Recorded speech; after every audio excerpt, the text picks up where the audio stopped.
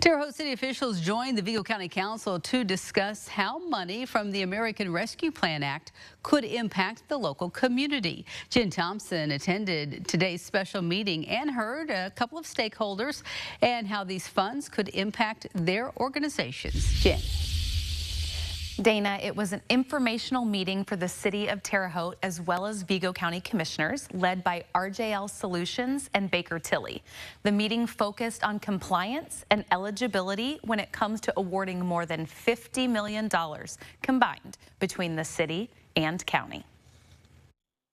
These ARPA funds are one pool of money. We also have ready funds. We also have casino funds that are coming. So we've been working with the county to look at all of the projects, all of the things we want to do, and then figure out which funding source is the best for each of these so we can do everything. We want the dollars to go as far as we possibly can. The special meeting between the city of Terre Haute and the Vigo County commissioners was open to the public to keep the ARPA funding process transparent.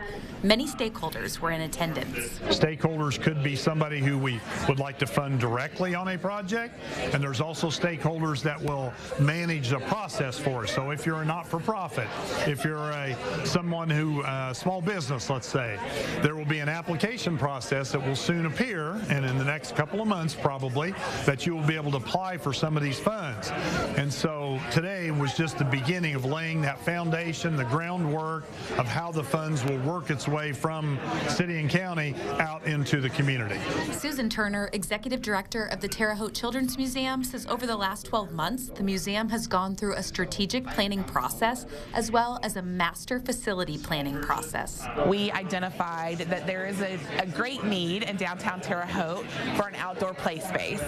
So we would like to use some of the money from the ARPA funding to create an outdoor play space. The play space would be located on 8th Street and part of the Terre Haute Children's Museum. Turner says the project would also add a public use green space. We generally know based on our community plan what the needs are. We know that.